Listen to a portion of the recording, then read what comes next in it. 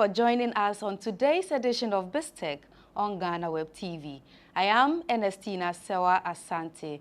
So this week, something major happened. Yes, the Finance Minister, Ken Ofori-Atta, appeared before Parliament to submit the 2022 budget. This is in accordance with Article 179 of the 1992 Constitution and Section 21 of the Public Financial and Management Act, 2016 Act 921. Let's take a look at the highlights of the minister's presentation.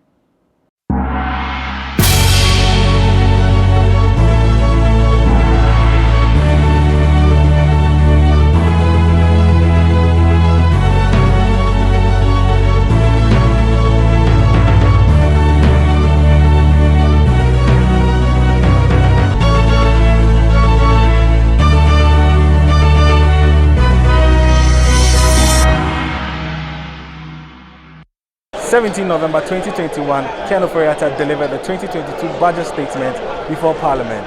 Ahead of that presentation, policymakers have been urging government to create more jobs for the youth, as well as reduce the cost of living on the ordinary Ghanaian.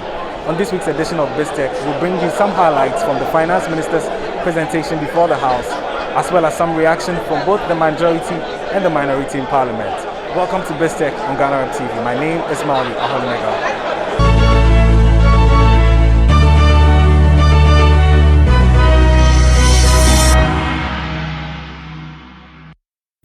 Today, 17th November 2021, I'm here on behalf of His Excellency the President to provide this august House with an update on progress we have made towards post-pandemic economic recovery following the confidence Ghanaians repose in him with a renewed mandate on 7th December 2020.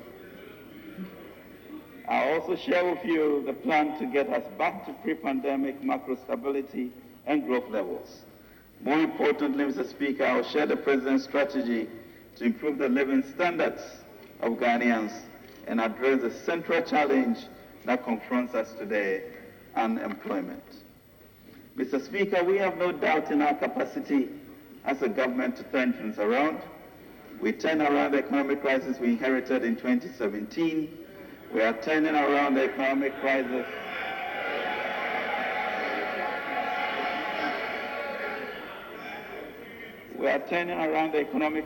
the pandemic brought in 2020. The challenge is on, and we are determined to prevail. And with the people behind us and the Almighty on our side, we know we shall prevail. The budget is intentional about building a sustainable entrepreneurial nation through fiscal consolidation and job creation. This may be an uncomfortable transition, but we are people who think deeply. We must progress and become a people who also make things happen for ourselves and the world. We must embrace this challenge, Mr. Speaker, of becoming a vibrant entrepreneurial nation. Mr. Speaker, I now turn to the medium-term macroeconomic targets. A new medium-term National Development Policy Framework 2022 to 2025 has been drafted to guide the medium-term economic recovery and transformation for the country.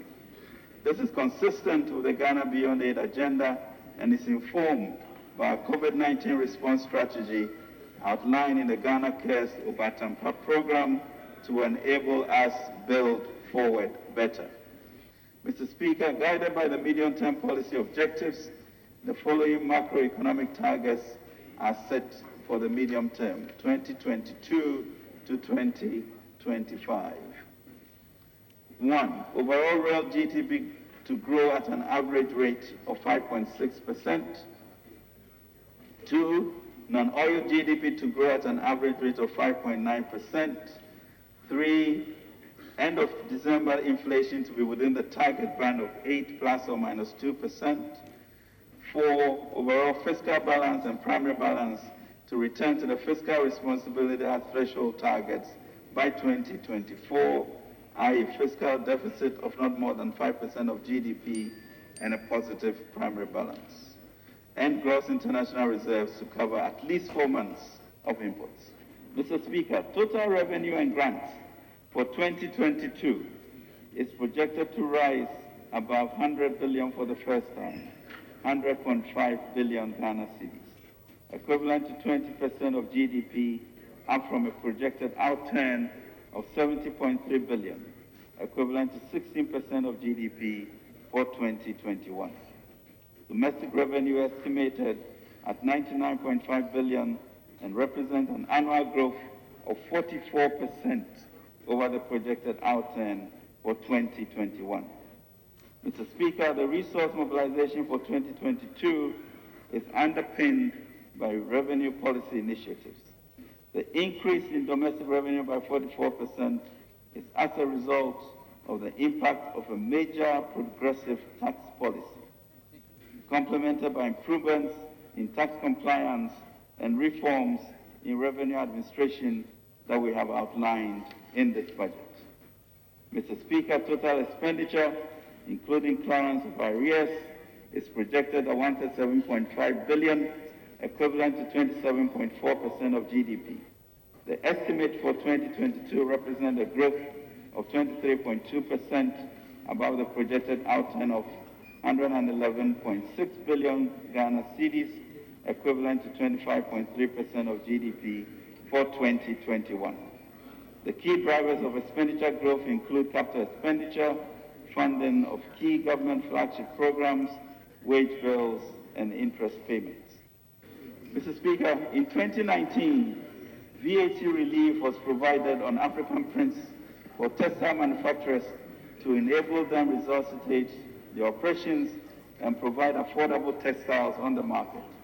The policy has succeeded in stabilizing the industry and formed the basis for a modest increase in production.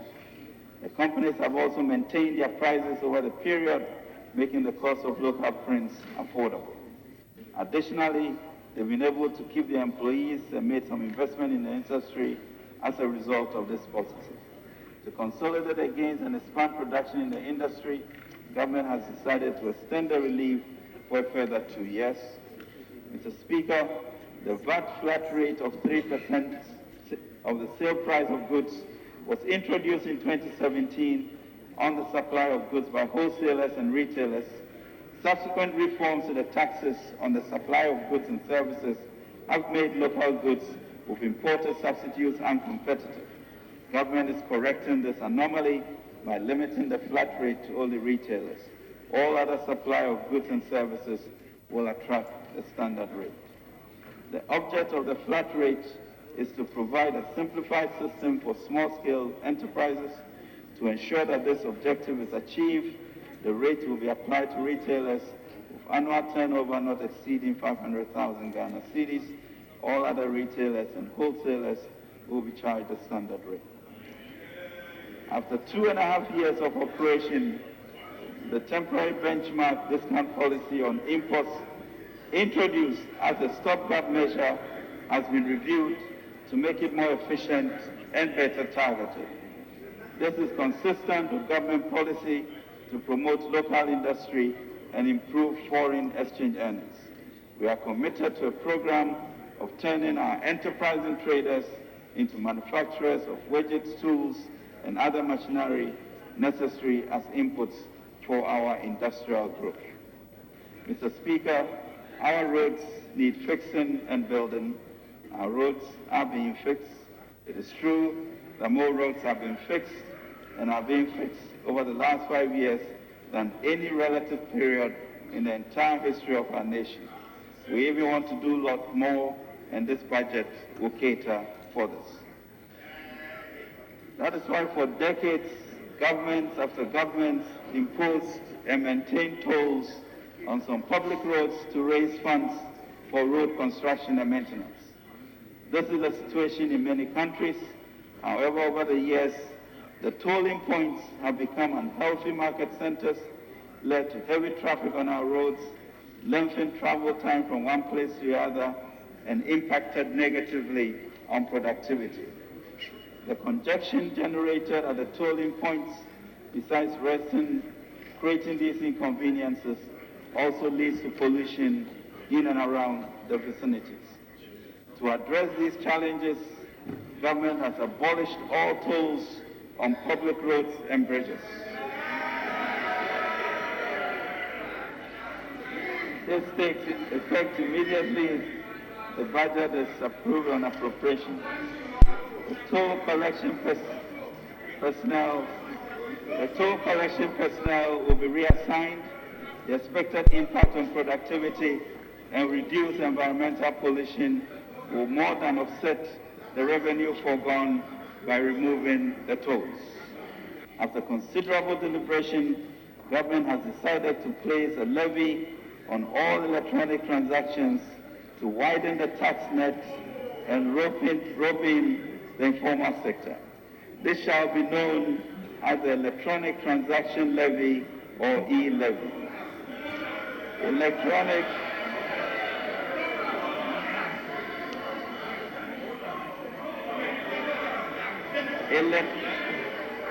Mr. Speaker, electronic transactions covering mobile money payments. Mr. Speaker, honourable members, order. Electronic mobile money payments, bank transfers, merchant payments, and e-mode remittances will be charged at an applicable rate of 1.75%, which shall be borne by the sender, except e-mode remittances, which will be borne by the recipient. Mr. Speaker, to safeguard efforts being made to enhance financial inclusion and protect the vulnerable, all transactions that add up to 100 Ghana cedis or less per day, which is approximately 3,000 Ghana cedis per month, will be exempt from this levy. A portion of the proceeds from the e-levy will be used to support entrepreneurship, youth employment, cybersecurity, digital and road infrastructure, among others. Mr. Speaker, taxi baako yɛn nyinaa bɛtua. This tax is one, and we shall all pay. Mr. Speaker, this new policy also comes into effect once appropriation is passed on 1st January 2022. Government will work with all industry partners to ensure that their systems and payment platforms are configured to implement this policy. Mr. Speaker, this understanding of the youth employment challenge, as well as extensive consultations of stakeholders, including youth associations and educational institutions across the country, have led to the development of what we call the Youth Start Initiative. Youth Start Initiative, which proposes to use 1 billion Ghana cedis each year. Proposes to use 1 billion Ghana cedis each year to catalyze an ecosystem to create 1 million jobs, and in partnership with the financial institutions and development partners, raise another 2 billion Ghana cedis over the 3-year period. In addition, Mr. Speaker, our local banks have agreed to a package that will result in increasing their SME portfolio up to 5 billion Ghana cedis over the next 3 years. This, Mr. Speaker, results in an unprecedented, historic 10 billion cedi commitment in the next 3 years to the private sector and the Youth Start program over the next 3 years. A total of 278 1D1F projects are at various stages of implementation, out of which 106 factories are operational. The companies that are currently operational have created a total of 156,782 direct and indirect jobs, 17,451 of which were created in 2021. It is expected, Mr. Speaker, that the completion of the 1D1F projects currently under construction and in the pipeline will create additional 131,817 direct and indirect jobs in 134 districts across the country. Mr. Speaker, trading under the Africa Continental Free Trade Agreement commenced on 1st January 2021, and Ghana was the first country to establish a customs procedure code to facilitate trading under AFCFTA, a comprehensive national policy and action plan aimed at assisting medium to large-scale companies in Ghana to export to the AFCFTA market was developed and is being implemented. To this end, 180 companies were identified to receive support to export to markets under the AFCFTA and other preferential trade agreement areas. Mr. Speaker, to ensure power is affordable for industrial, commercial, and residential use, government, in collaboration with key stakeholders, continued with the renegotiation and restructuring of power purchase agreements. Government has reached agreements with some IPPs to convert power plants to tolling structures, switch to natural gas, as well as reduce tariffs. This is expected to result in considerable savings to government and the nation over the remaining lifespan of the PPAs. These savings are expected to come from a combination of reduced capacity and energy charges across the portfolio. Mr. Speaker, in pursuit of the President's aspiration to achieve universal coverage of electricity by 2024, a total of 162 communities were connected to the national grid, thereby increasing the national electricity asset rate from 85.7% in 2020 to 86.63% in 2021. Connections to another 512 communities are at various stages of completion. In 2022, we'll work to complete many such projects, and approximately 800 towns will be connected to the national grid under the SHIP 4, SHIP 5, and turnkey projects. The government, Mr. Speaker, is committed to using indigenous entrepreneurs to complete these projects. Additionally, government will select 2,401 communities with a population of 400 and above to be connected to the national grid. Today, we want to lead our young men and women to their promised land, an entrepreneurial nation of burden sharers. It is time to cross the Jordan, and as FDR said in his inaugural address, we have nothing to fear but fear itself. End. With the interventions we offer through this budget and with an understanding of burden sharing, we shall unleash a new cadre of entrepreneurs and nation builders. We want to thank this august House, Mr. Speaker, for the continued support we have been receiving over the years. We will count on you for approval and support to implement the budget for the transformation of our country. We are also appreciative of the numerous stakeholders for providing useful insights and perspectives in shaping this budget. So as we end, Mr. Speaker, let us ask Jehovah to bless us and keep us. Let Jehovah make his face shine upon us and be gracious unto us. May Jehovah lift his countenance upon us and give us peace, and bless us as children and our nation Ghana to be great and strong. Mr. Speaker, I present to you the Ajinkwa budget. Right Honorable Speaker, I pledge to move.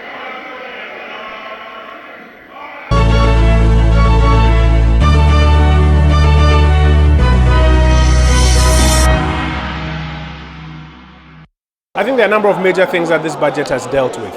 Youth entrepreneurship has been a big deal, and it's happy to hear about $1 billion Ghana cedis voted to support youth entrepreneurship. We've also seen a removal of road tolls across the country, which I understand is expected to start maybe even from tomorrow. And in return, something like the electronic transactions levy has been introduced, only 1.75 for transactions above 100 Ghana cedis.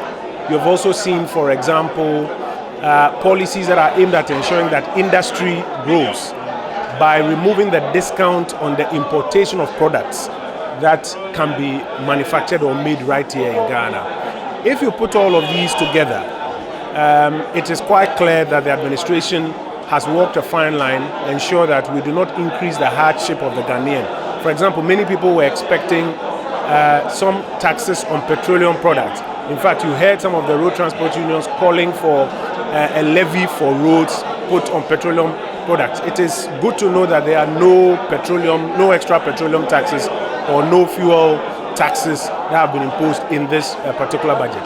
So I think that if you put it all together, this budget sets a good tone for this recovery exercise that we are about to embark upon.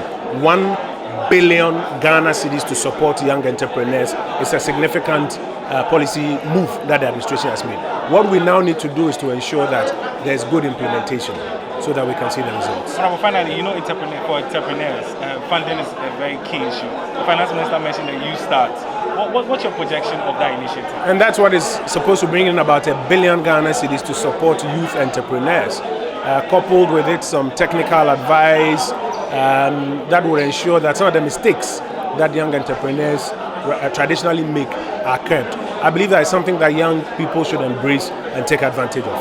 I believe that obviously we have put down a strategy that, especially if you look at my constituency, Ablekuma North, I believe they are going to be very happy because youth unemployment is a big problem all across the country, not just in my constituency, but everywhere.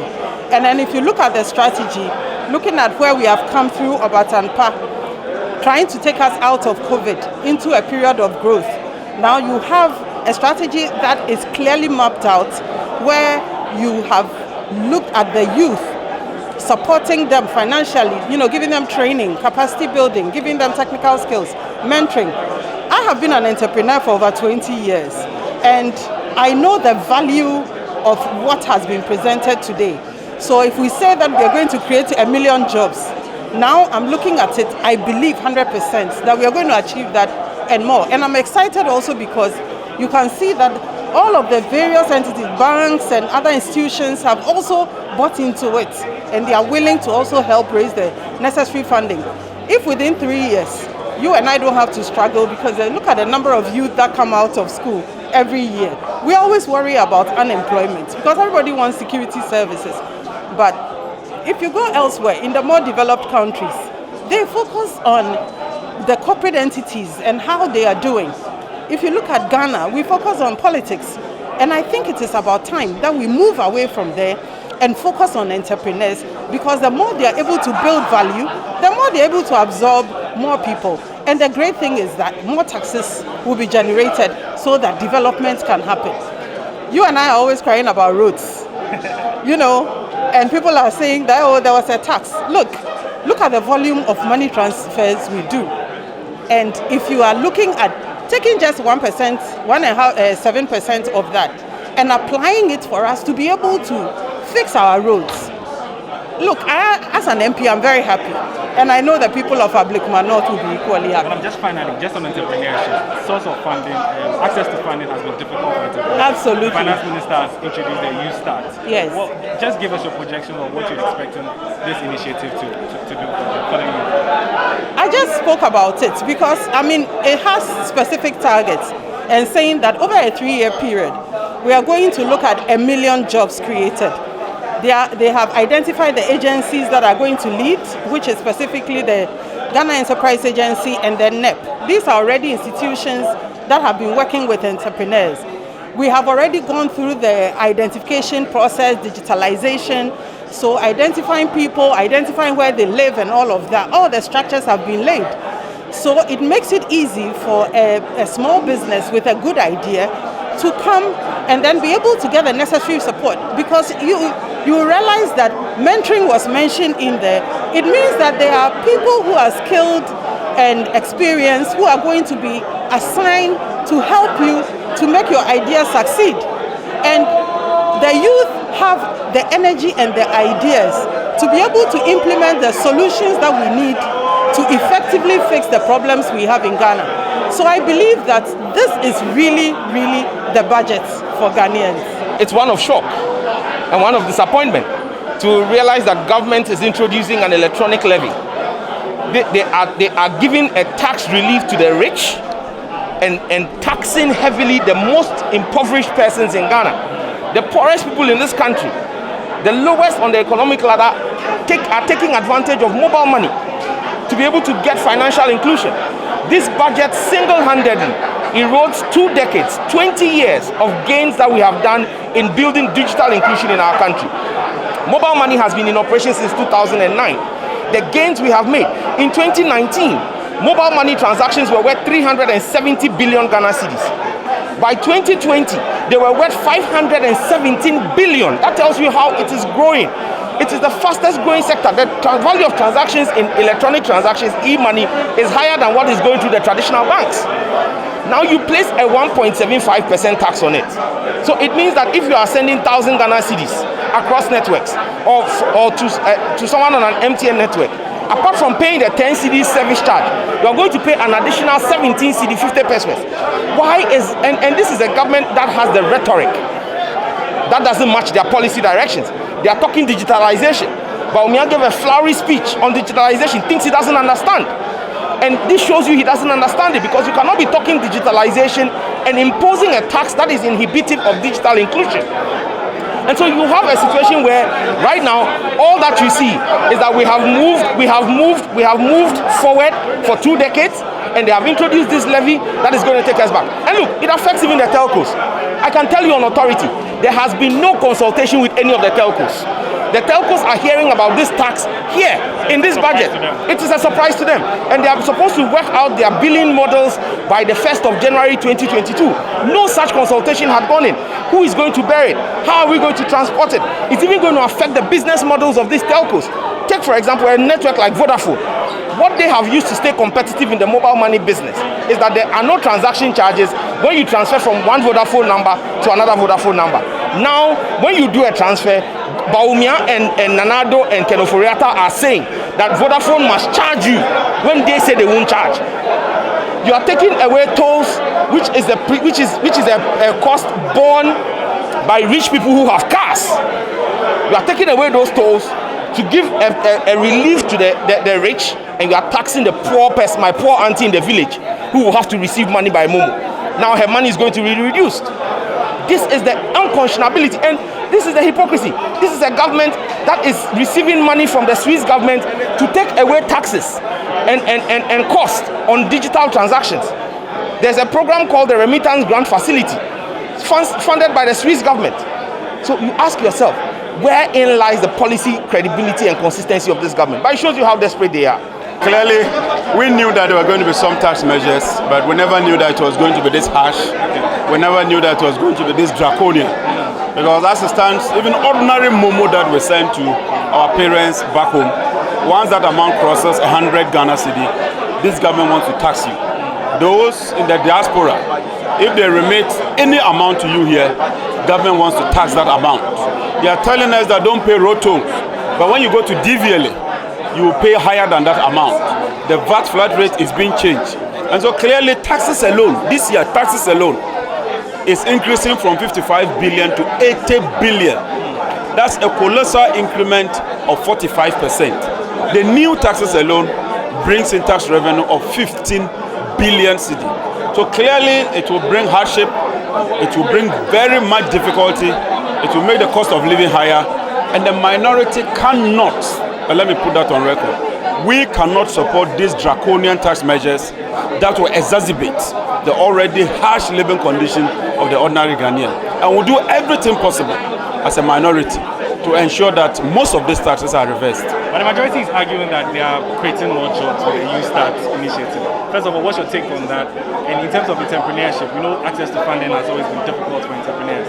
What's your take on that? That's what they've always said. They haven't achieved anything over the past 5 years. This is not new. In every budget, the finance minister tells us that he's creating jobs, entrepreneurship. The only program they were able to undertake, which is NAPCO, they are even trying to lay them off. And so you cannot trust them. You cannot trust them. It's just a gimmick. They said they're absorbing them into other sectors. Where? And where is that budgetary provision? You must see that. The communications ministry and also they are trying to absorb the remaining trainees that are staff. We're talking about 70,000 people. How can one ministry absorb 70,000 people in Ghana? Where has it been done before? When have they done that before? In any case, they told them to go home. Why did they tell them to go home? Did they not tell them to go home? They asked them to go home. It was because of agitation. If they had that in place, if they had that plan or program in place, Why did they not implement it? Why did they ask them to go home? Then after agitation, they then say they are recruiting them. It's just a gimmick. Forget about it. Finally, what's the minority going to do? I know you are going to go in there, deliberate over the budget. Just give us a tip of what you guys. The finance committee is going to sit over all this. We are going to ask questions. We are going to peruse them. But like I said, the taxes are just too many. We cannot accept this. I mean, this is the most insensitive way of taxing people. And so we will stand ground, vote against that. Let's see how it goes. But we will maintain our position that it's a draconian one and we cannot take it. There you have it. The Minister for Finance and Economic Planning, Ken Ofori-Atta, has delivered the 2022 budget statement before Parliament. We've also gotten some reactions from the majority and the minority right here in Parliament, and they've been sharing their varied opinions on the 2022 budget statement. This has been this week's edition of BizTech on Ghana Web TV. My name is Ofori-Atta. Over to you, Ernestina, back in studio.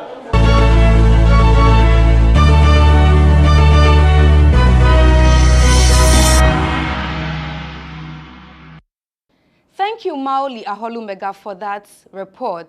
Up next is Biz Headlines.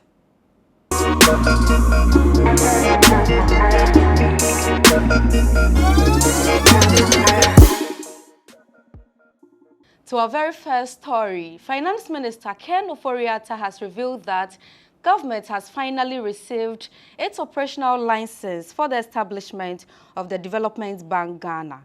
According to him, the DBG is expected to provide a powerful response to a long-standing desire of our businesses to easier access to medium and long-term loans at affordable interest rates.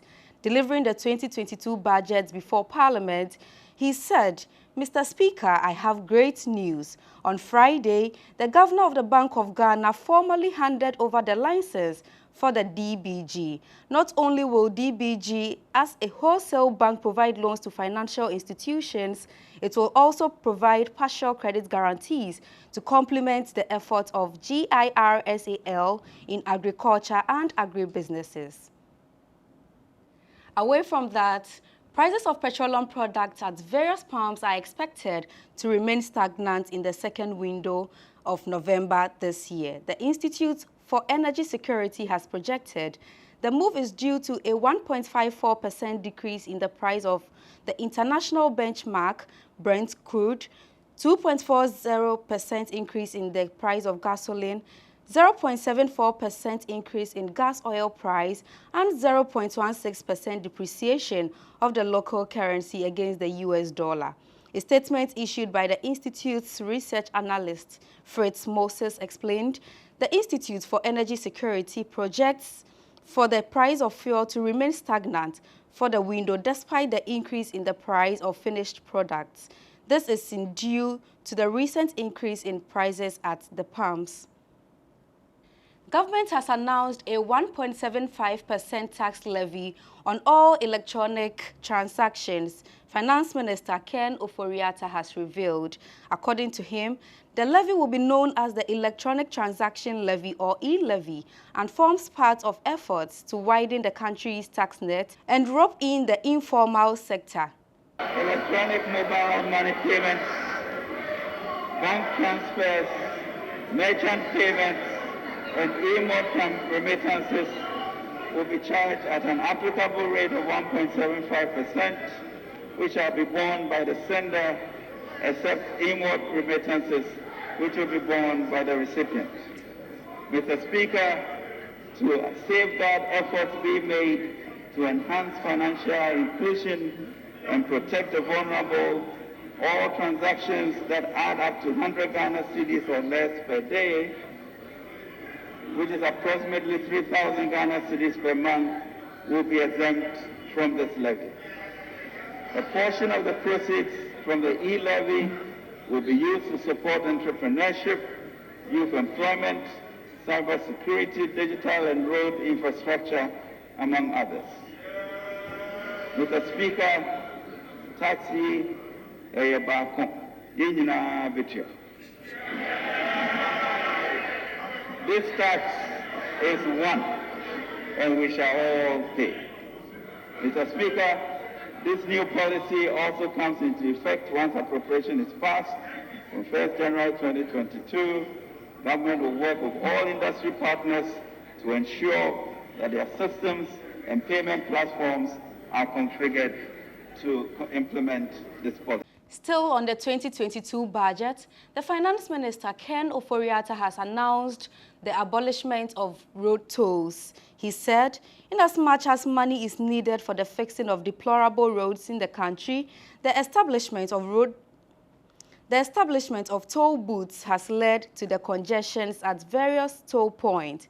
He further that the congestion has affected productivity negatively.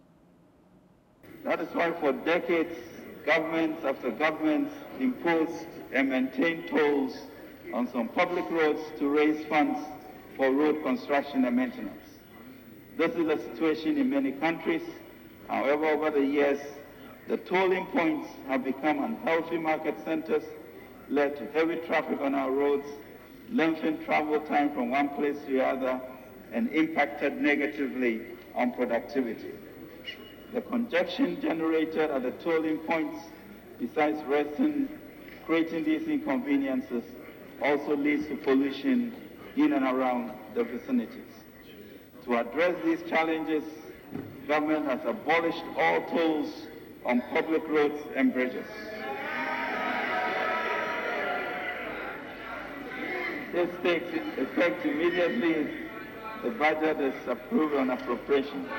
To our very final story for the day, government is likely to rake in 500 million cedis a month from the newly introduced e-transactions levy. Communications and Digitalization Minister Esla Owusu-Ekufu has disclosed in a year, a total of 9 billion cedis would be generated from the new directive. Esla Owusu's comment comes after Ken Ofori-Atta announced the introduction of a 1.75% levy on electronic transactions. Speaking on GH Today program on GH1 TV, the minister said if you look at bulk payments, cash out, person-to-person transfers, wallet-to-bank transfers, as of October, we are looking at about 11 million cedis. If you are looking at merchant debit payments, sending transfers, transfers to vouchers, and the cash out, we are looking at 440 million cedis. If you are looking at merchant payments and direct debit payments and organization paying to customers and paying bills and sending money, we are looking at 45 million cedis. So in total, it is possible for government to get about 500 million cedis from this month.